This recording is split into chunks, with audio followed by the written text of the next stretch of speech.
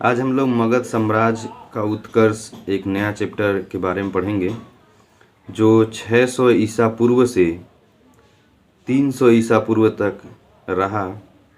आपको बता दें कि 6ठी शताब्दी ईसा पूर्व में और उसके पश्चात उत्तर भारत में जिन राज्यों में मगध राजनैतिक एकाधिकार के लिए संघर्ष चल रहा था उनमें मगध, अवंती, वत्स और कोसल प्रमुख थे।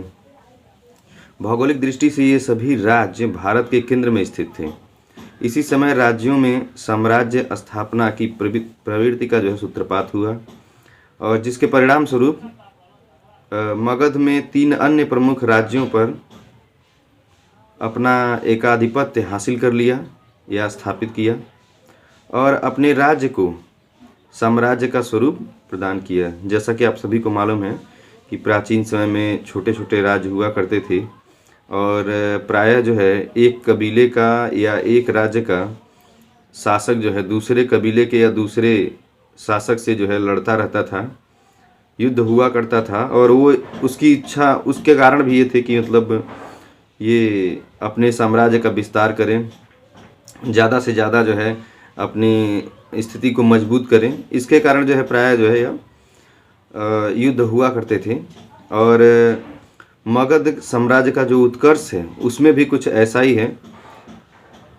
फिर प्राचीन मगध साम्राज्य में आधुनिक बिहार के दक्षिणी भाग में पटना तथा गया जिले के क्षेत्र थे।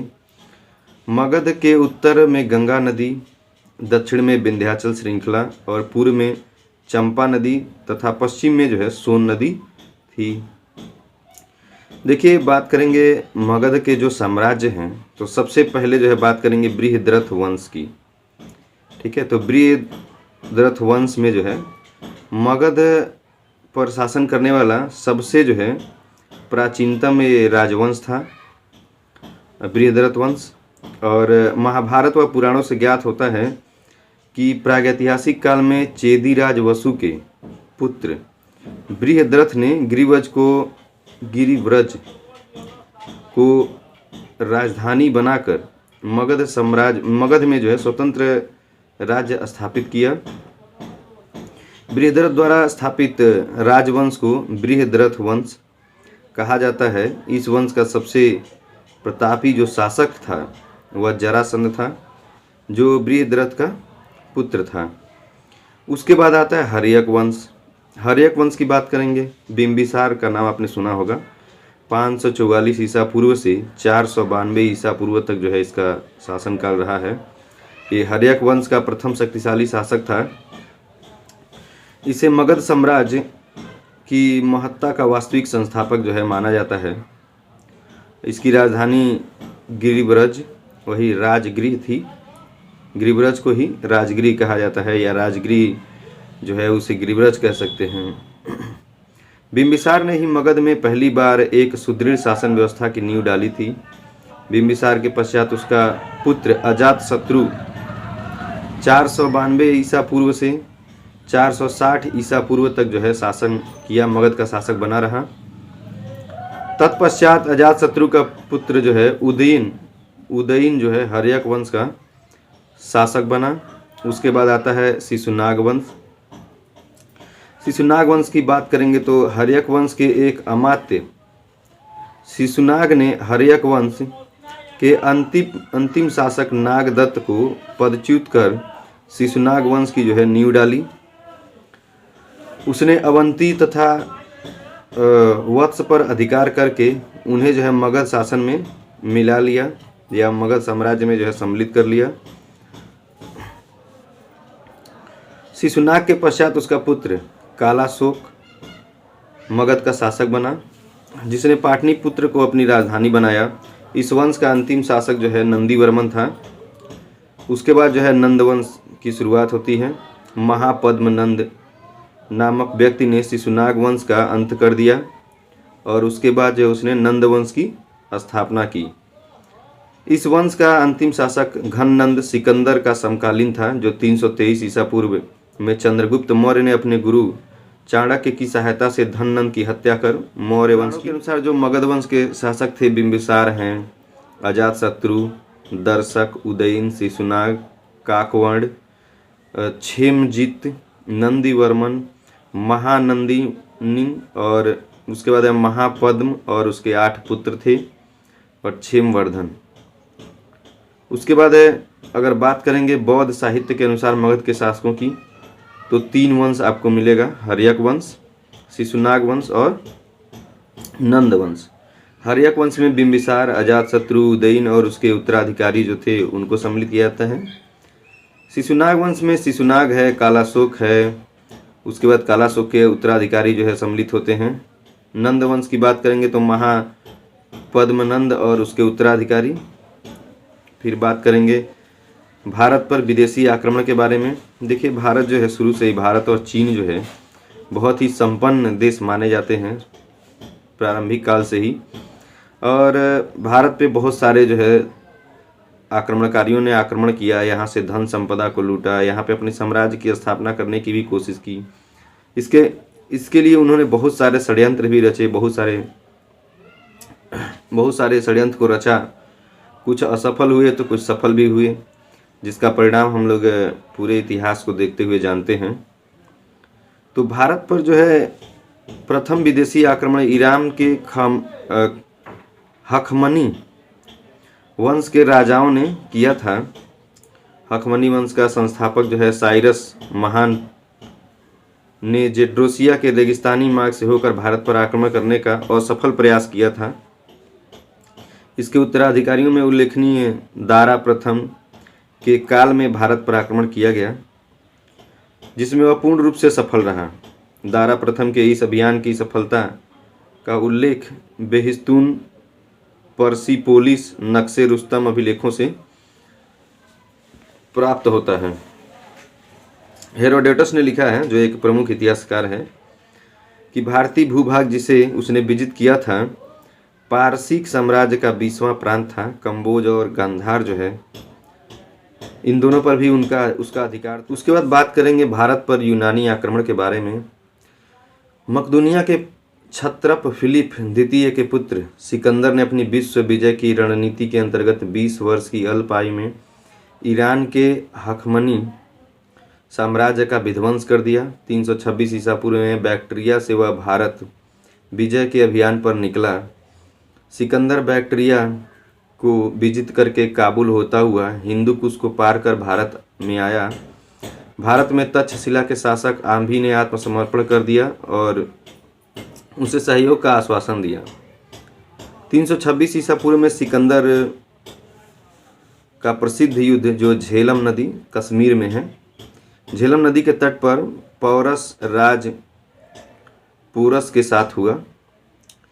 जो झेलम का युद्ध बितास्ता का युद्ध भी कहा जाता है के नाम से प्रसिद्ध है, और इस युद्ध में पोरस की पराजय हुई। झेलम का युद्ध, बितास्ता का युद्ध को जो है हम हाइडेस्पीच के युद्ध के नाम से भी जानते हैं। ये भारतीय इतिहास में स्मरणीय है, एक स्मरणीय तथ्य है। इस युद्ध में पोरस की पराजय हुई और सिकंदर ने 2 नगरों की स्थापना की। पहला नगर जो है निकैया अर्थात विजयनगर, और उसके बाद जो है, चूंकि विजयनगर की स्थापना कहा जाता है कि हरिहर और बुक्का नामक 2 व्यक्तियों ने किया था विजयनगर, और शायद उसने भी बसाया होगा, इतिहास में ये भी वर्णित है। तो दूसरा नगर जो है बुका फेला अपने प्रिय घोड़े के नाम पर उसने रखा था। सिकंदर का जो प्रिय घोड़ा था बुका फेला। तदुपरांत सिकंदर विजित भारतीय क्षेत्रों को अपने सेनापति फिलिप को सौंपकर भारत से वापस हो गया, और 323 ईसा पूर्व में बेबीलोन में सिकंदर की जो है मृत्यु हो गई। उसके बाद आता है भारत में मौर्य साम्राज्य। मौर्य साम्राज्य की बात करते हैं। देखिए, मौर्य साम्राज्य के कुछ शासक हैं। चंद्रगुप्त मौर्य है, ये संस्थापक माना जाता है। बिंदुसार है, उसका पुत्र अशोक है। कुणाल है, दशरथ है, संप्रति है, शालिशुक है, देववर्मन है, शतधनुष है और बृहद्रथ है। बृहद्रथ जो है मौर्य साम्राज्य का अंतिम शासक था। इन सभी के बारे में थोड़ा थोड़ा हम पढ़ेंगे, थोड़ा थोड़ा जान लेंगे। जो बहुत इंपॉर्टेंट पॉइंट हैं उसको जानते हैं। सबसे पहले चंद्रगुप्त मौर्य के बारे में जानते हैं। चंद्रगुप्त मौर्य इतिहास का एक बहुत ही प्रसिद्ध नाम है, स्मरणीय नाम है। और चंद्रगुप्त मौर्य चाणक्य की सहायता से अंतिम नंद वंशी शासक घन नंद को पराजित किया था। 25 वर्ष की आयु में पराजित किया था 322 ईसा पूर्व में, और मगध के सिंहासन पर जो है ये आसीन हुआ। मौर्य साम्राज्य की स्थापना भी की इसने। उसके बाद ब्राह्मण साहित्य जो है चंद्रगुप्त मौर्य को शूद्र कुल उत्पन्न बताते हैं, यानी यह शूद्र कुल था। उस समय जो है जो वर्णाश्रम व्यवस्था थी उसमें 4 वर्णों की व्याख्या की गई है। पहले जो है ब्राह्मण, दूसरा क्षत्रिय, तीसरा वैश्य और चौथा शूद्र। तो ये शूद्र को जो है सबसे छोटा माना जाता था, और शूद्र कुल में जो है यह उत्पन्न हुआ था। जबकि बौद्ध और जैन साहित्य उसे क्षत्रिय बताते हैं। बौद्ध साहित्य और जैन साहित्य कहते हैं कि यह जो चंद्रगुप्त मौर्य है वह एक क्षत्रिय है, जबकि ब्राह्मण साहित्य उसे शूद्र बताते हैं। विशाखा दत्त कृत मुद्रा राक्षस, विशाखा दत्त एक लेखक हैं, उन्होंने एक ग्रंथ की रचना की, मुद्रा राक्षस, और उसमें जो है उसके लिए उन्होंने वृषल निम्न कुल उपनाम का प्रयोग किया है, यानी वो भी जो है चंद्रगुप्त मौर्य को निम्न कुल का बताते हैं। उसके बाद है फिलार्कस, स्ट्रैबो और जस्टिन ने चंद्रगुप्त को सैंड्रोकोट्स, ये देखिए बार बार एग्जाम में पूछा जाता है कि सैंडोक्रोट्स किसे कहा जाता है, तो चंद्रगुप्त मौर्य को। एरियन और प्लूटार्क ने उसे एंड्रोकोट्स जो है कहा है। ध्यान देंगे कि फिलार्कस और स्ट्रैबो ने जो है चंद्रगुप्त को, और जस्टिन भी उसमें शामिल होता है, सैंड्रोकोट्स, और ये एरियन और फ्लूकार्ट्स ने एंड्रोकोट्स उसे कहा है। सर्वप्रथम विलियम जोन्स ने सैंड्रोकोट्स का ये तदात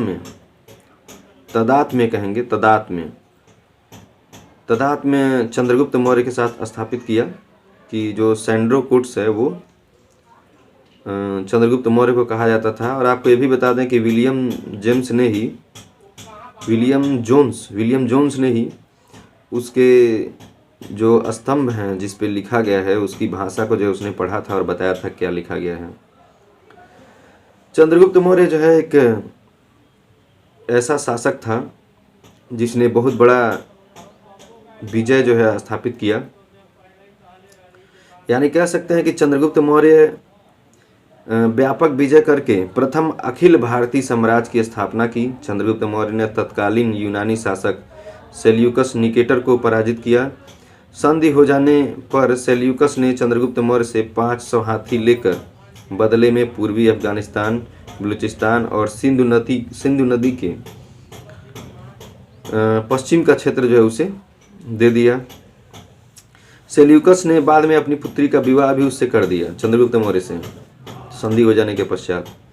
और सेल्यूकस ने अपने एक राजदूत मेगस्थनीज को जो है चंद्रगुप्त मौर्य के दरबार में भेजा था। बार बार एक क्वेश्चन में पूछा जाता है कि मेगस्थनीज कौन था, तो वह एक राजदूत था जो सेल्यूकस के द्वारा जो है चंद्रगुप्त मौर्य के दरबार में भेजा जाता है।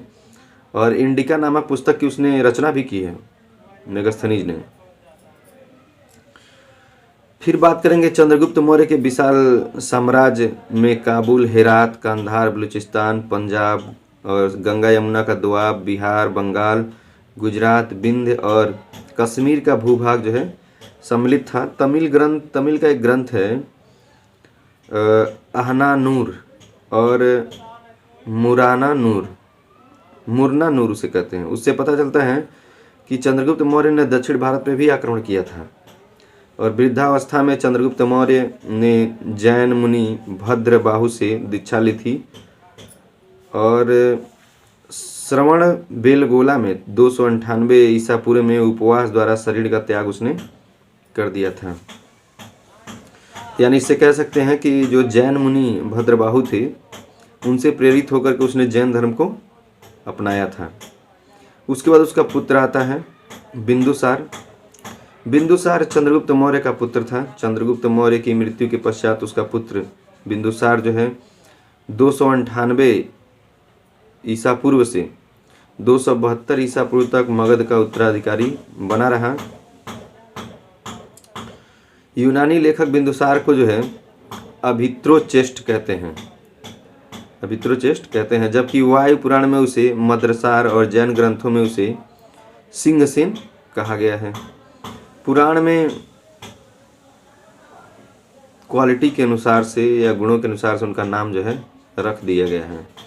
बिंदुसार ने सुदूरवर्ती दक्षिण भारतीय क्षेत्रों को भी जीतकर अपने साम्राज्य में उसको मिला लिया या सम्मिलित कर लिया।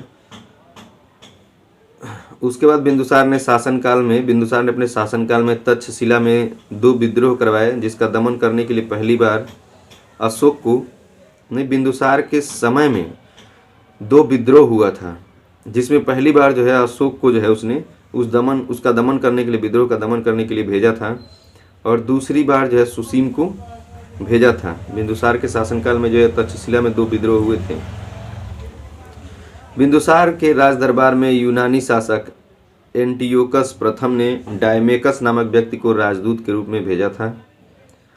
और मिस्र नरेश ये भी बहुत बार पूछता है कि डायमेकस कहाँ का रहने वाला था, तो यूनान का रहने वाला था, और ये किसके दरबार में आया था? बिंदुसार के दरबार में आया था।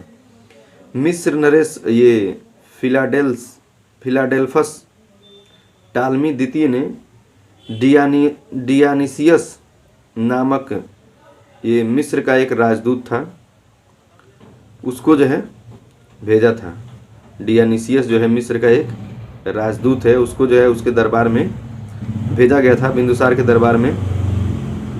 बिंदुसार की मृत्यु जो है 273 ईसा पूर्व के लगभग में हुई थी। उसके बाद आता है नंबर अशोक का, अशोक द ग्रेट अशोका। इसको कौन नहीं जानता। अशोक मौर्य सम्राट बिंदुसार का पुत्र था। अशोक की माता का नाम सुभद्रांगी था। जैन श्रुति के अनुसार या अनुश्रुति के अनुसार अशोक ने बिंदुसार की इच्छा के विरुद्ध मगध के शासन पर अधिकार कर लिया था। सिंघली अनुश्रुति के अनुसार अशोक ने अपने 99 भाइयों की हत्या करके मगध का सिंहासन जो है प्राप्त किया था। महाबोधि वंश तथा तारानाथ के वर्णन से ज्ञात होता है कि सत्ता प्राप्ति के लिए हुए गृह युद्ध में अशोक ने अपने भाइयों का वध करके सिंहासन को जो है हासिल किया था। चूंकि गृह युद्ध 4 वर्षों तक चला था, इसलिए अशोक का वास्तविक राज्याभिषेक जो है ये 269 ईसा पूर्व में हुआ था, जबकि उसने 273 ईसा पूर्व में ही सत्ता पर जो है कब्जा कर लिया था, सत्ता को हथिया लिया था। लेकिन 4 वर्षों तक गृह युद्ध चलता रहा और उस गृह युद्ध में बहुत सारे लोग मारे गए, जैसा कि हम लोगों ने पढ़ा कि, या मैंने आपको बताया कि उसने अपने 99 भाइयों की हत्या की थी, द ग्रेट अशोका ने। उसके बाद राज्याभिषेक से पहले अशोक उज्जैन का राज्यपाल था, और अशोक ने अपने राज्याभिषेक के 7 वर्ष बाद कश्मीर और खोतान के अनेक क्षेत्रों को जो है अपने साम्राज्य में मिलाया। उसके समय में प्राचीन भारत में सर्वाधिक विशाल साम्राज्य में तमिल प्रदेश के अतिरिक्त समूचा भारत और अफगानिस्तान का बड़ा भूभाग जो है सम्मिलित था। सब कुछ जो है भारत में सम्मिलित था। बहुत बड़ा साम्राज्य हो गया था अशोक के शासनकाल में। अशोक अपने राज्याभिषेक के 8वें वर्ष अर्थात 261 ईसा पूर्व में कलिंग पर आक्रमण किया, और ये कलिंग का जो आक्रमण है बड़ा ही प्रसिद्ध है। उसमें जो है आपने पढ़ा होगा, नहीं पढ़ा तो मैं बता देता हूँ कि 261 ईसा पूर्व में अशोक ने जो है कलिंग पे आक्रमण किया। कलिंग के आक्रमण में जितने भी राजा थे, जो सपोर्टर थे, जो सेना थे, सैनिक थे, सब मारे जा चुके थे। अब आम जनता ही बची हुई थी। फिर भी जो है ये कलिंग पे अधिकार नहीं कर पा रहा था, और अंत में जो है कलिंग पे अधिकार करने के लिए जब यह कदम आगे बढ़ाया तो वहाँ की औरतों ने जो है, वहाँ की महिलाओं ने झाड़ू और डंडा जो भी मिला सब कुछ लेके वह आक्रमण करने के लिए जो है इसके ऊपर अटैक कर दी, जिसके कारण जो है यह सरेंडर कर दिया। सरेंडर नहीं किया मतलब ये बहुत जो है ज़्यादा रक्तपात देख लिया था। इतनी हिंसा देखने के कारण जो है इसके मन में जो है ये हिंसा से जो है इसका मन जो है मतलब व्याकुल हो उठा और उसकी शांति के लिए बाद में इसने बौद्ध धर्म ही अपनाया था। तो ये कलिंग का युद्ध था। कलिंग कहने के लिए कलिंग का युद्ध ये जीत गया, लेकिन मन की बाजी ये हार गया था और वहीं से इसने जो है बौद्ध धर्म का जो है अपना लिया था। तो कलिंग में हुए व्यापक नरसंहार के कारण जो है अशोक ने अपने मन पे काबू नहीं रख पाया। इतना विचलित हो गया कि जिसके परिणाम स्वरूप उसने जो है शस्त्र का त्याग कर दिया और बाद में जो है बौद्ध धर्म को अपना लिया। बौद्ध धर्म अपनाने से पहले अशोक जो है एक ब्राह्मण मतानुयायी था। वो ब्राह्मण धर्म को जो है मानता था, लेकिन बाद में उसने जो है बौद्ध धर्म को अपना लिया। अशोक अपने शासनकाल में 10वें वर्ष में सर्वप्रथम बोध गया की यात्रा की। अशोक ने अपने शासनकाल में 20वें वर्ष में लुम्बिनी की यात्रा की, जहाँ पे जो है बोध गया आप सुने होंगे, सारनाथ, जहाँ पे महात्मा बुद्ध ने जो है अपना पहला उपदेश दिया था। ये भी कई बार पूछता है। और लुम्बिनी में तो उनका जन्म हुआ था, कपिलवस्तु लुम्बिनी। तो और लुम्बिनी ग्राम को जो है बौद्ध धर्म अपनाने के बाद इसने जो है लुम्बिनी ग्राम को कर मुक्त कर दिया था। वो भी जो है इसके साम्राज्य के अंतर्गत आता था। अशोक ने अपनी प्रजा के नैतिक उत्थान हेतु जिन आचार विचारों को प्रस्तुत किया था उसे उसके अभिलेखों में धम्म कहा गया है। अशोक के शासनकाल से पूर्व बिहार यात्राओं का प्रचलन था, जिसमें मनोरंजनार्थ हेतु पशुओं का शिकार किया जाता था। अशोक ने इनके स्थान पर धम्म यात्रा का जो है प्रावधान किया, जिसमें बौद्ध तीर्थों की यात्रा तथा ब्राह्मण, श्रमणों और वृद्धों को दान दिया जाता था। अशोक ने अपने शासनकाल के 14वें वर्ष में जो है धम्म महामात्र की नियुक्ति की, जिसका प्रमुख कार्य प्रजा में धम्म का प्रचार करना था, कल्याणकारी कार्य करना था, प्रजा की हित की देखभाल करनी थी। अशोक प्रथम शासक था जिसने अभिलेखों के माध्यम से प्रजा को संबोधित किया। इसकी प्रेरणा इसने ईरानी शासक दारा प्रथम से ली थी। अशोक के अभिलेखों में शाहबाजगढ़ी एवं मानसेरा पाकिस्तान के अभिलेख खरोष्ठी लिपि में हैं। अशोक के तक्षशिला एवं लघमान अफगानिस्तान अभिलेख आर्मेइक अभिलेख में है या आर्मेइक लिपि में है, उत्कीर्ण किया गया इसको। अशोक का सर-ए-कुना अभिलेख आर्मेइक एवं ग्रीक द्विभाषी में है, 2 भाषा में है, उत्कीर्ण किया गया उसको। अशोक के समस्त शिलालेख, लघु शिलालेख, स्तंभ लेख एवं लघु स्तंभ लेख ब्राह्मी लिपि में है। अक्सर पूछा जाता है कि अशोक के शिलालेख अधिकतम जो है ब्राह्मी लिपि में होने के कारण जो उसको ब्राह्मी लिपि ही प्राथमिकता दी जाती है। सर्वप्रथम 1837 में जेम्स प्रिंसेप ने अशोक के अभिलेखों को पढ़ने में सफलता हासिल की। अशोक के शिलालेख तथा अन्य चीज़ों को जो है हम विस्तार से पढ़ेंगे।